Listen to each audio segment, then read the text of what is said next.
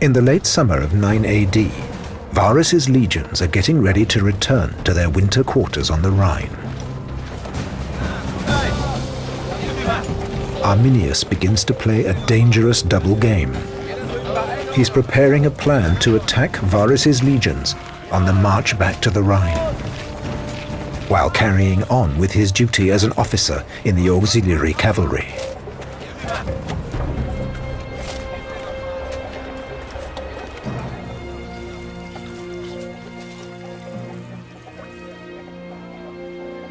Varus and Arminius are close, almost like father and son.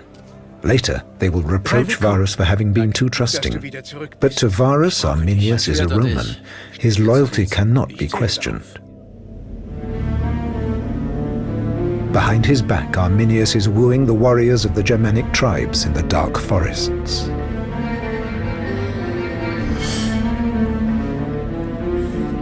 As a priestess prays to the gods and confidently predicts a great victory,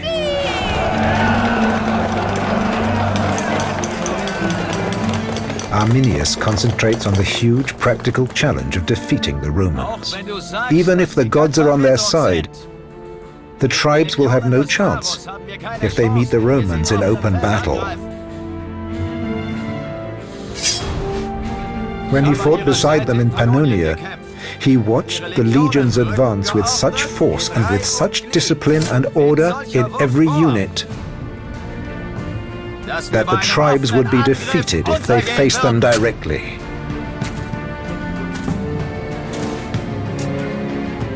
A tribal chieftain suggests attacking the Romans on the march, while their line stretches like a long thin worm across the plains. Arminius reminds them that Varus had 3 legions. That's nearly 20,000 men. The tribes had neither the men nor the weapons for such an attack. They'd be sure to fail, but the Romans are terrified of the Germanic forests. They hate the marshes and the narrow valleys. They must be invited to enter the forests.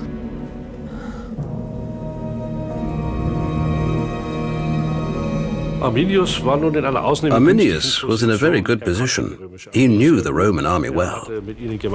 He'd been on campaigns crushing the great Pannonian rebellion where the Romans had to fight a long, tough war. And he had another advantage. The Romans trusted him. He was a Roman knight, a Roman officer. He must have had a great deal of charisma. People must have thought, this is the man who can make the changes we want in Germania.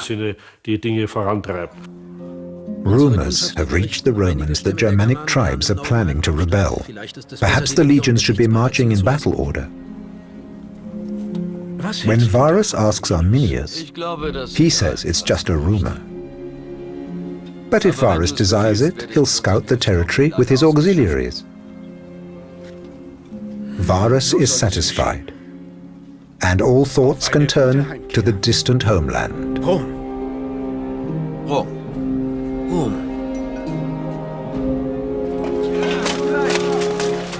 The night before the march is due to start, the chieftain of the Cherusci comes to the Roman camp. Segestes opposes the plan to attack the legions, and Varus has invited him to a farewell meal. Segestes saw that Arminius was putting his own people, the Cherusci and the neighboring tribes, into serious danger. Quite a number of senior members of the Cherusci thought that Arminius's hopes of succeeding were really not that great at all.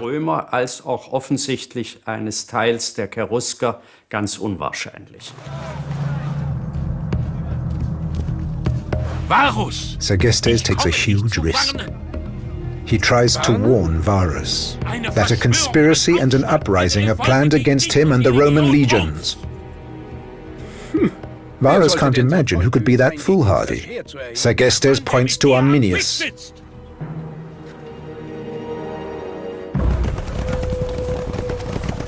On a September morning in the year 9 AD, Arminius leaves the camp with part of his auxiliary cavalry.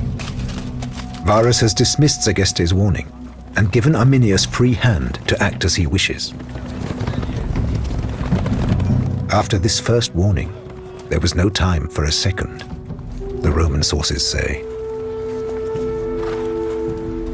The senior Roman commanders aren't as confident as Varus.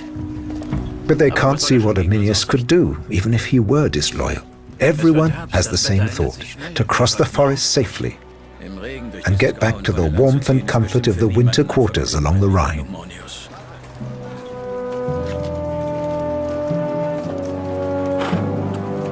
Arminius is committed. There's no way back.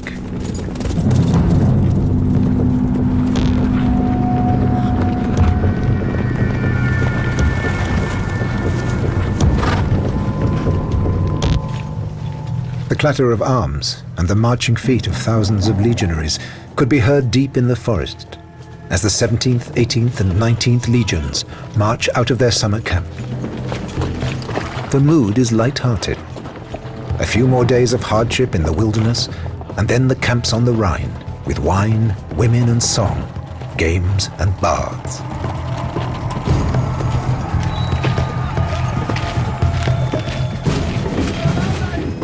Maybe Varus already sees himself back in Rome, enjoying a wealthy and contented retirement. He's marching to his doom, with all of his 22,000 soldiers and their support units. The giant column probably takes the usual route, south from the river Weser, around the foothills of the Teutoburg Forest, to the river Lippe, across that, and onto the Rhine. That's how it should be.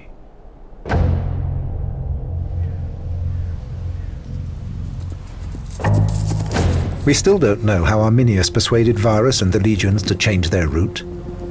The Roman sources tell us simply, when Arminius and his auxiliaries were sent on ahead, they killed Roman troops stationed in their homeland.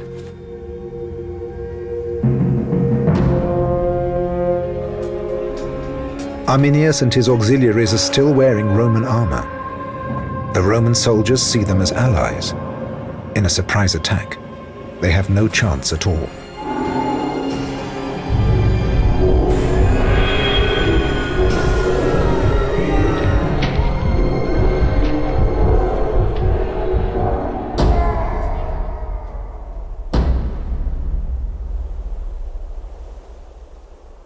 Burn the towers. The auxiliaries torch the observation towers the Romans have erected at the edge of their marching routes. Arminius makes sure his attacks won't go unnoticed.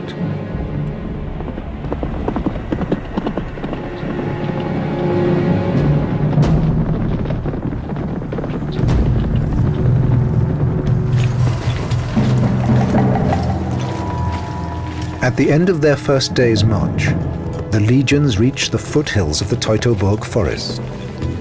The land is flat, the weather is dull but dry, and the troops are making good progress.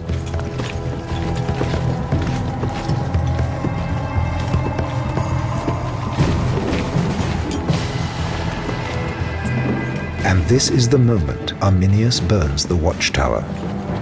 Halt! How would Varus react?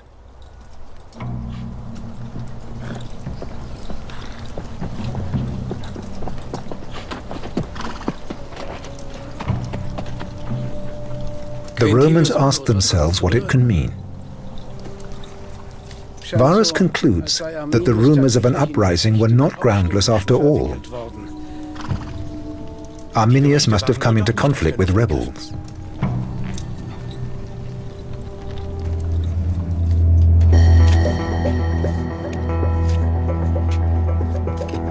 Roman commanders in Germania would normally avoid entering forests or marshlands with their troops. If they had to cross a marsh, they would lay down a wooden walkway first. These were the Pontis Longi, the long bridges described by Roman historians. None has yet been found, but they were probably similar to the walkways the Germanic tribes constructed.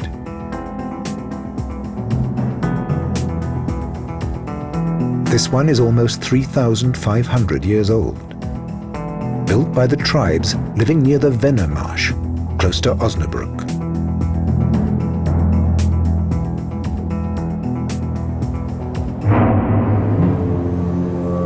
On day 2 of the march, Varus makes a fatal mistake.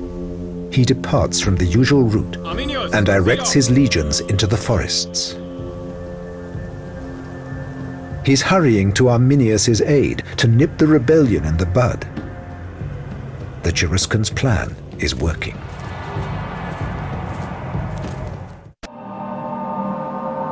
The Teutoburg Forest.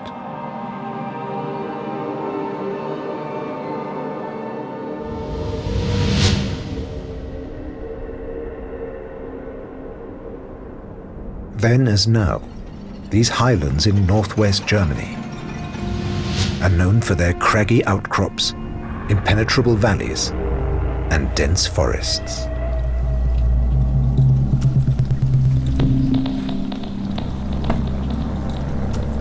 It's a nightmare for Roman soldiers, and impassable for an army of 22,000 men.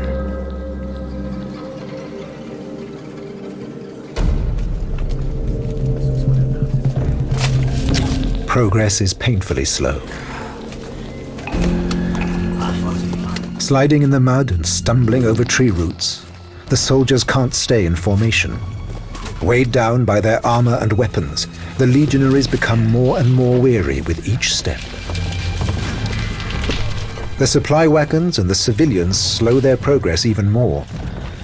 Why Varus insists in penetrating ever deeper into the forest remains a mystery. Centurions do all they can to speed up the stragglers, with mixed success.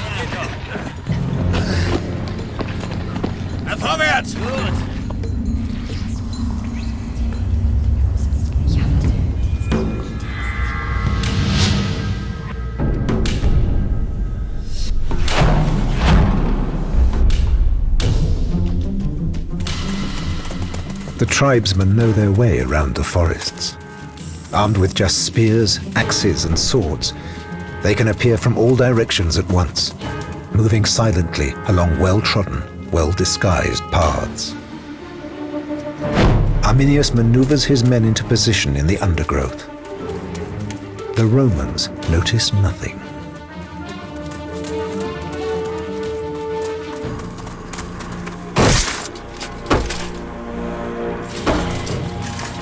Long before they get to look an enemy in the face, the Romans are weakened by their struggle against the forest. Cassius Dio writes, even before the attack, the Romans were in enough trouble felling trees, laying walkways, and building bridges to advance.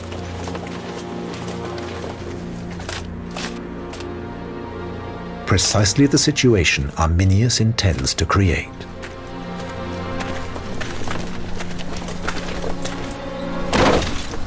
It was all happening pretty much as Arminius planned it. He was able to prepare his little surprises for the Romans along the route. He could choose the moment when they were too far from their usual route to turn back after the first attacks. They would say, we have to go on, we keep marching. And that way, they were walking further and further into the trap. Historians can't agree how many warriors Arminius was able to mobilize to fight Varus. It's hard to imagine the total came anywhere near the numbers of Varus's 3 legions.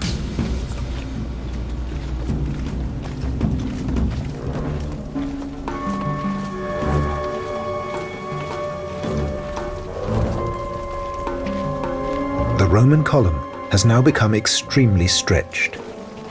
Another advantage for the tribesmen. Their weapons are clearly inferior to the Romans. Axes, swords, wooden spears, and simple shields.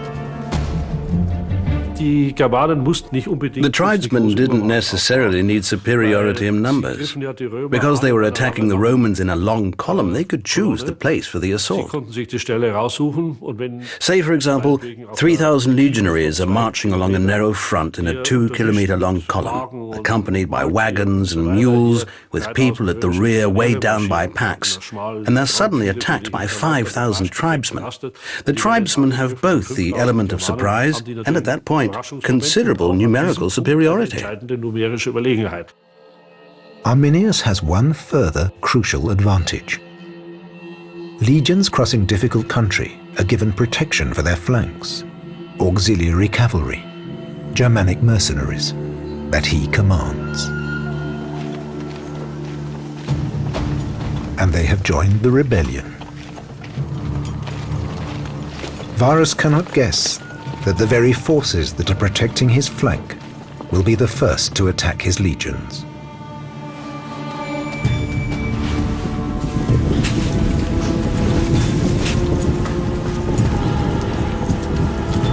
The warriors storm down from their hiding places in the hills.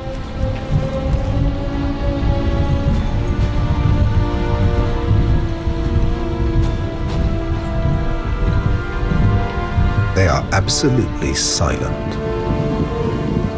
Only the distant thunder of their feet betrays their presence.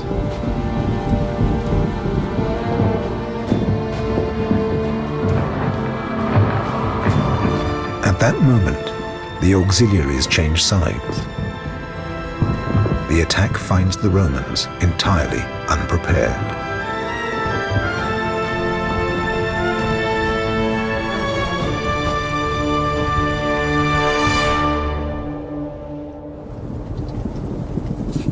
There's barely time to raise the alarm.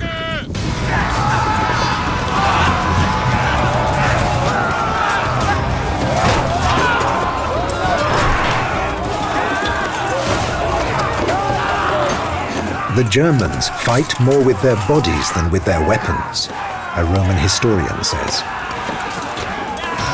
In the chaotic confusion of civilians and supply wagons, it's impossible to bring up reinforcements.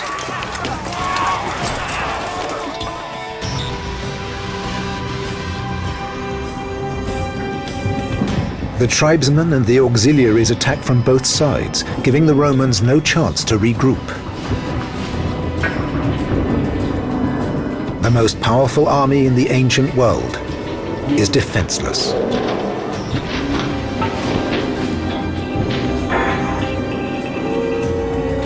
There are no armies marching in formation.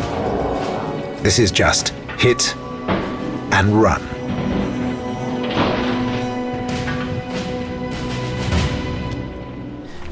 The surprise has been total. Centurions have been cut down even before they can gather their troops into action. They couldn't fight back. But what do their enemies plan? Are they after booty, or is it a major attack? All they know is that the enemy are present in large numbers. And where is Arminius?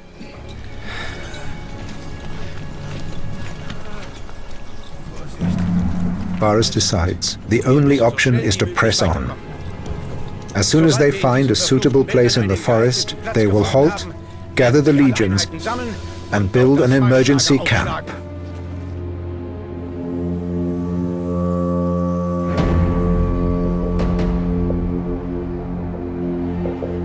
According to Tacitus, the Romans managed to advance through the forest. Then, all three legions worked together to build a temporary camp.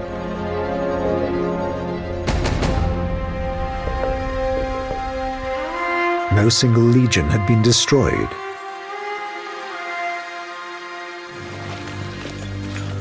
One battle had been lost.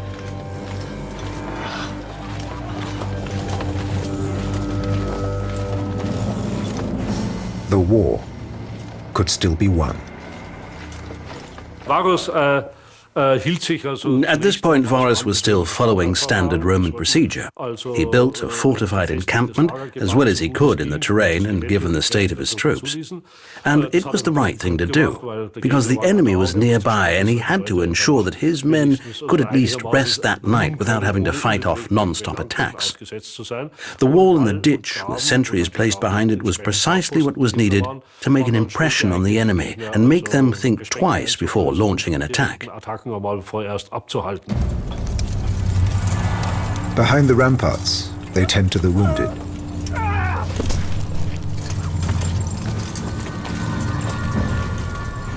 While the commanders consider their options.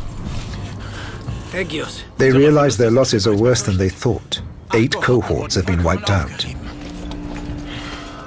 The choices are poor. Maybe they should make a break for it.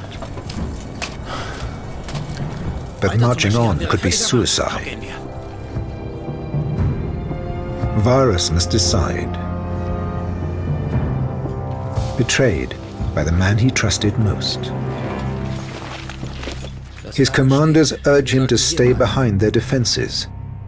Messengers can be sent to the Halten and Xanten garrisons for reinforcements. There's no alternative. They need help. Varus rejects their advice. They can wipe out the barbarians once they leave the forest. He instructs his commanders to abandon the civilians and destroy the baggage train. Nothing must slow them down. The legions will march on at daybreak. The orders are clear and will be obeyed without question.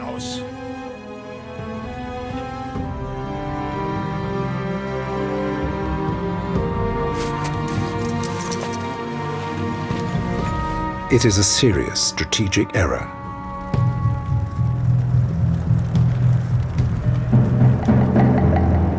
The Germanic forces immediately spot the burning baggage train.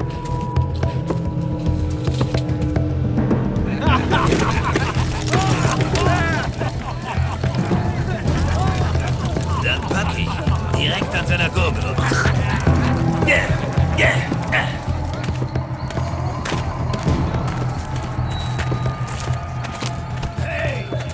Arminius. A scout reports to Arminius. The Romans have ejected the civilians from the camp and are destroying their supplies. Some of the chieftains want to pillage before everything is burned. They know they owe their men booty. This is their chance. Arminius is furious. They could lose everything they've achieved so far. The tribes have sworn to obey him. He promises to lead them to victory if they obey his orders.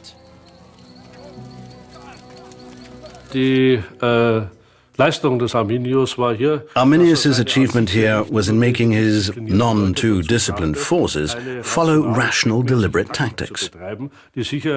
Many of them would surely have seen this as cowardice, and they would have had to restrain themselves in order to go along with his plan.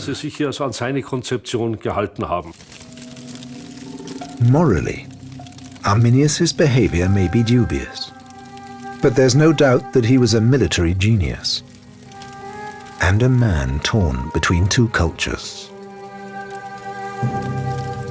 Realistically, he has no chance against the Romans, but he still went ahead with his attack.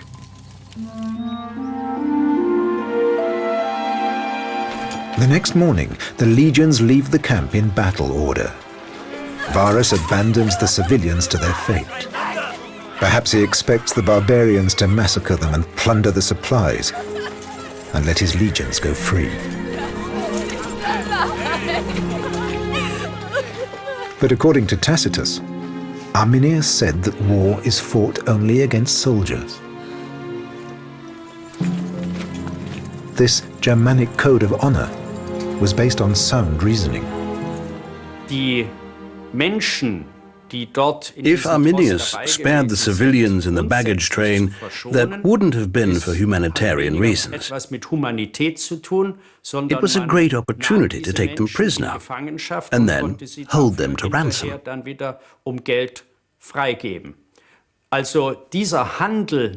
Trading in people, prisoners of war, is perfectly normal in warfare, because people mean manpower. And that's extremely valuable. Menschenkraft ist etwas ganz Kostbares. Und deswegen sehe ich... So I don't see that as evidence that Arminius was a man of integrity who was sparing civilians. He was simply being practical. ...verschont hat, sondern das hatte ganz praktische Züge. On the third day, the weather turns.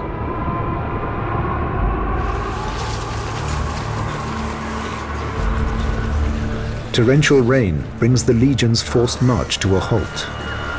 Their armor, now soaking wet and heavy as lead, makes the soldiers even less mobile than before. For Arminius and his men, this is perfectly normal weather.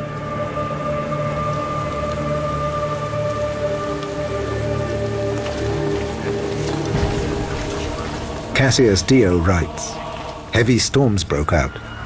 While the Romans fought the elements, the barbarians moved into position, surrounding them on all sides.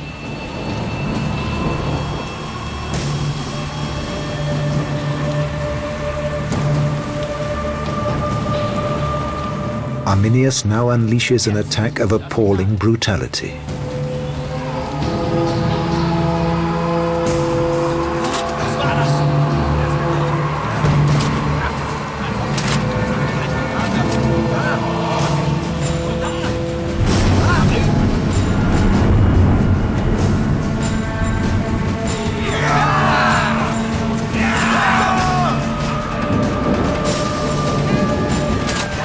To the Romans, they must seem like evil spirits.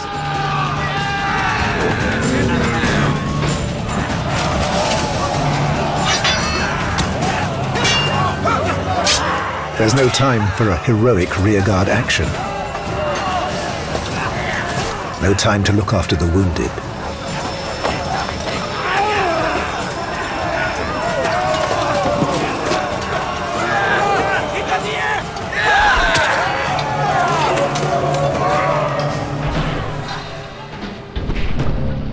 One chronicler wrote, "Caught in the bogs and the forests, the Romans were butchered man by man, by the same enemy they had butchered like cattle so many times before."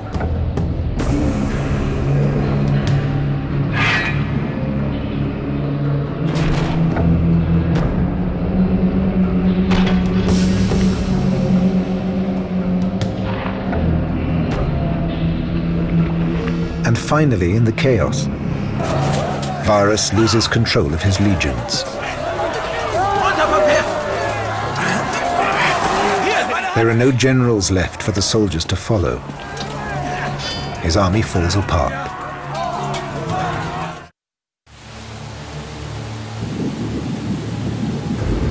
In the space of 24 hours, Varus has faced 2 overwhelming attacks on his legions. He must have come to realize that victory is now beyond his grasp. He can only hope to avoid annihilation.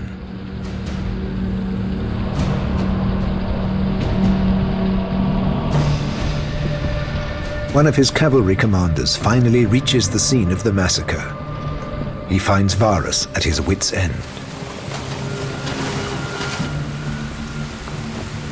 With no idea what to do. This could be the last chance to call for reinforcements. Numonius volunteers to break out with his cavalry to the nearest Roman stronghold before the horses are too exhausted to move.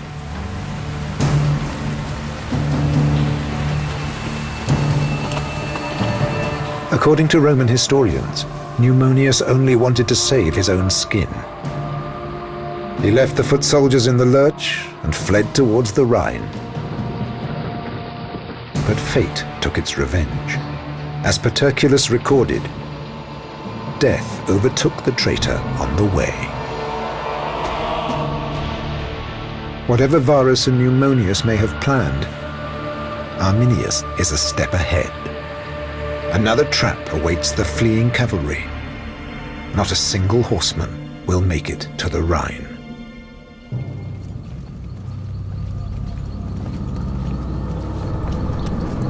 Now the legionaries waste no time to get moving. Nothing matters but getting out of the forest.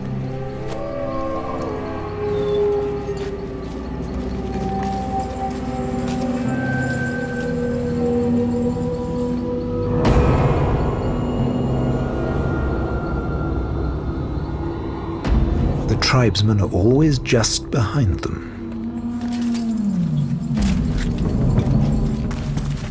They know they only have to drive the Romans forwards.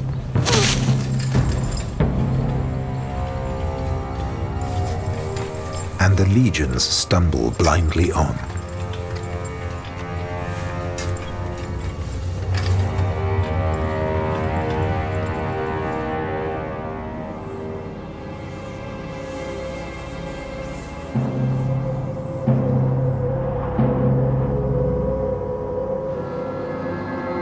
But the night's forced march has done the trick.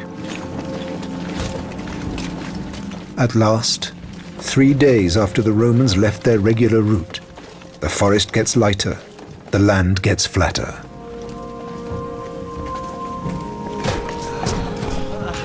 Wir sind gerettet, wir haben's geschafft. At last, there's a glimmer of hope.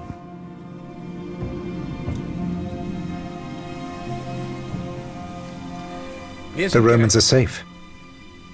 Open country.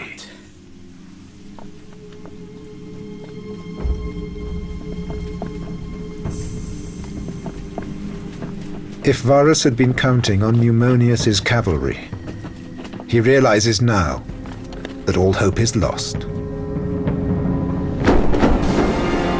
And Arminius makes sure the Romans understand. They're still in the trap. Tracing their progress, we can assume that Varus and the remains of his legions moved north on the third day and marched over the Wiehan hills until they reached the North German plain.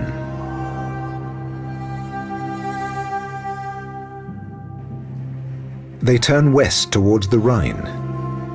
They're marching into a bottleneck just 80 meters wide between the Kalkriese mountain to the south and a giant swamp to the north.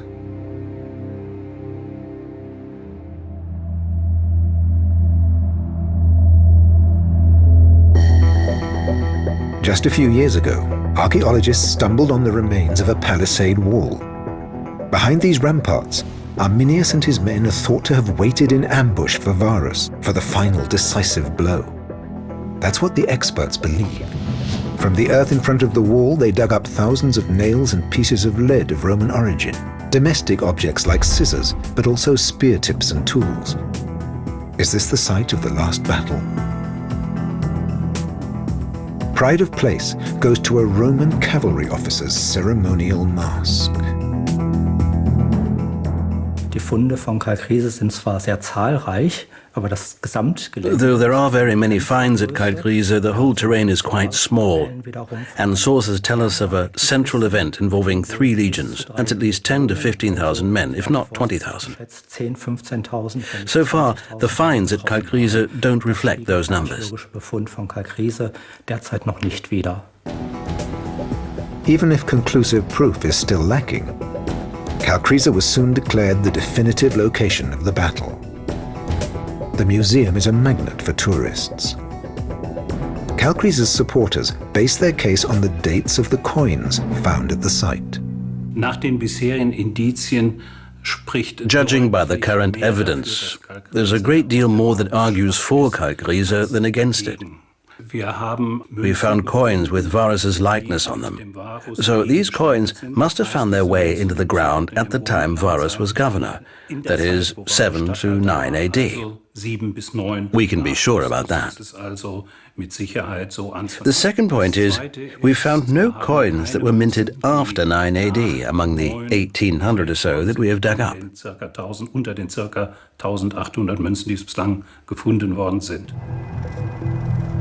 Scientists have found traces of a battle along a 10-kilometer stretch of the Wiehan Mountains. This allows us to reconstruct a clear scenario for the third decisive day.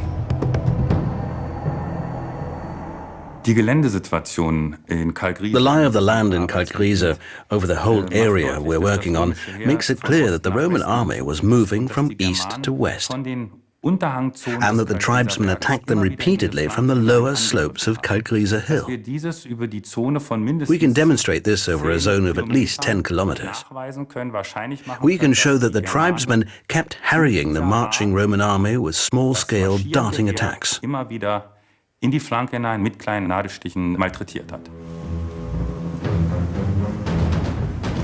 When the Romans emerge from the forest and form up in the open, Arminius gathers his men for the final battle. The legions have nothing to counter the tribe's cry of freedom or death.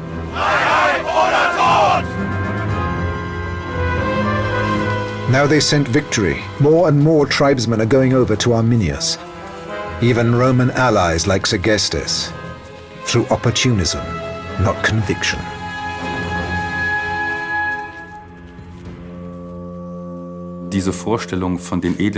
We shouldn't get ideas about the honorable Germanic peoples. That's an 18th and 19th century idea. Archaeology can bring us down to earth here. We see from the battlefield that there was plunder, probably the stripping of corpses. Taking booty was very important.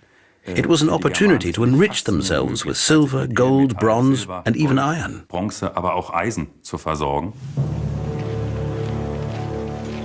The battle is a victory over the Romans that no one would have thought possible. Close to 15,000 soldiers lie dead in the forest.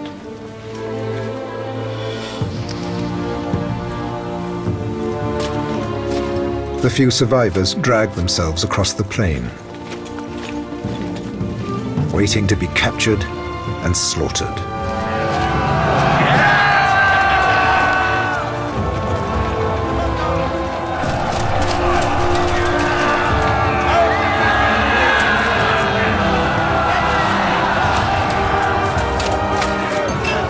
There could be no greater humiliation for the superpower that is Rome.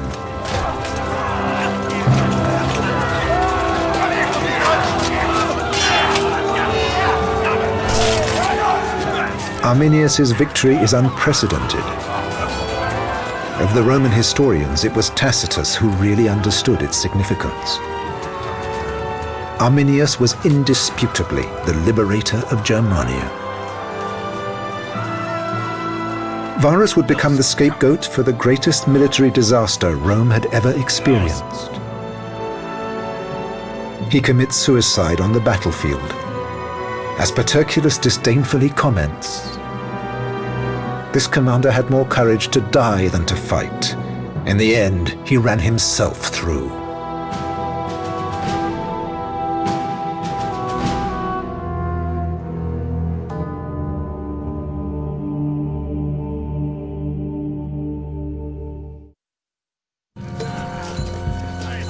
Even after 3 days of fighting, the bloodshed is not at an end.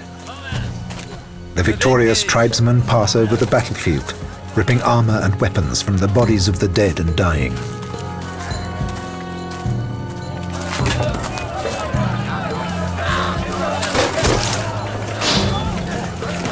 They sacrifice captured legionaries to the gods that granted them victory.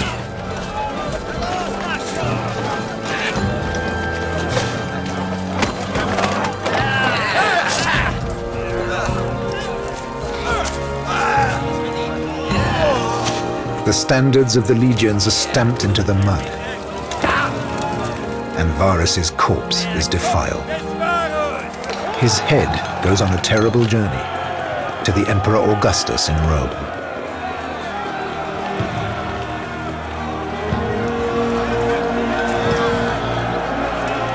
If the tribes stay loyal, Arminius can build on his triumph. In his hour of victory, he is the undisputed leader of the Germanic tribes. But will the Romans seek revenge? The short-term result of Arminius's victory was that Augustus abandoned his plans to occupy Germania as far as the river Elbe. That's clear. Augustus had to fight plenty of internal battles, and he had a tough time imposing his policy. Plenty of people in Rome who said, "We can't accept this humiliation, we must hit back." But Augustus believed it wasn't worth it. Germania didn't have enough to offer the Romans. The tribes should be left to massacre each other. We'll make sure we always support the weaker side, so they can keep fighting the stronger ones. And we're sitting pretty, and the Germanic tribes are no longer a problem for us. 6 years later, in 15 AD, Roman legions returned to the site of the disaster.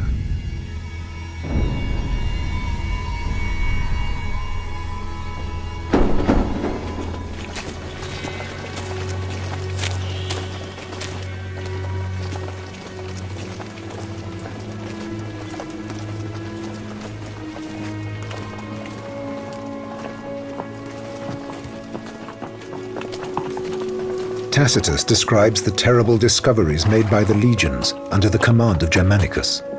Bleached bones were lying all over the forest floor. Skulls were nailed to trees.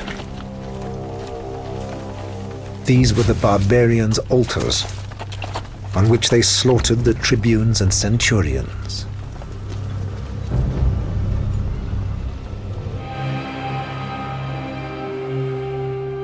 Almost 2,000 years later, archaeologists in Calcrisa discover bones buried in a mass grave. They're all the bones of men. They show signs of violence. They were exposed to the elements for a long time before being buried. Could this be proof that Calcrisa was the site of the battle? Perhaps the archaeologists have confirmed the truth of Tacitus' account 2,000 years later. But not everyone is satisfied, and the search for the battlefield goes on.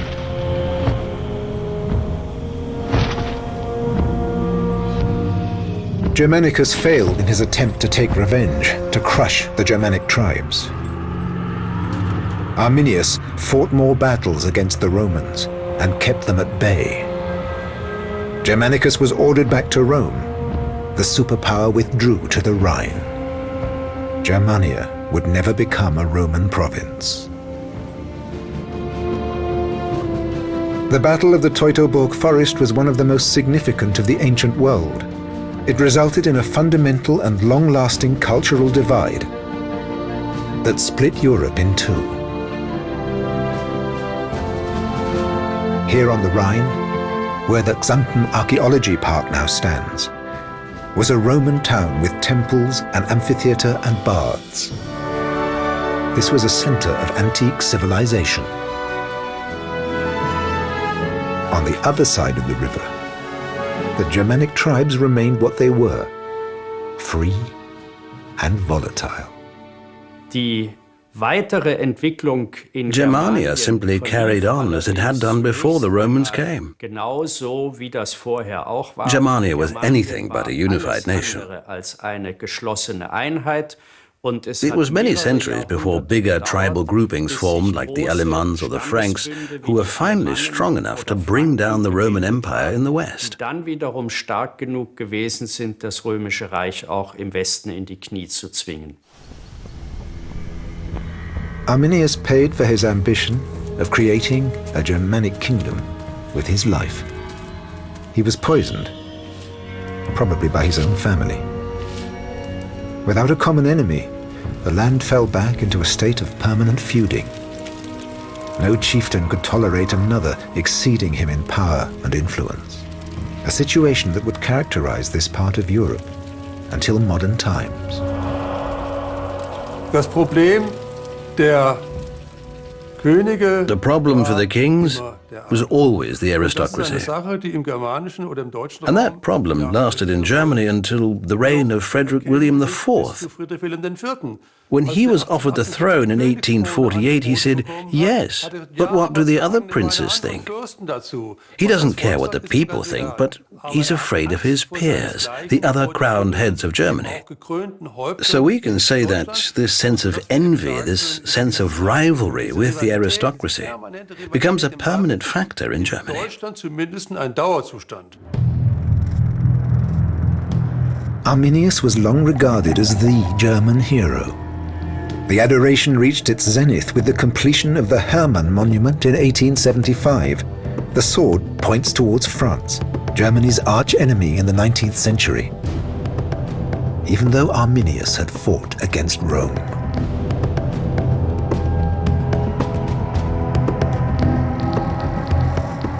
But that doesn't minimize his achievement of challenging and defeating Rome at her peak.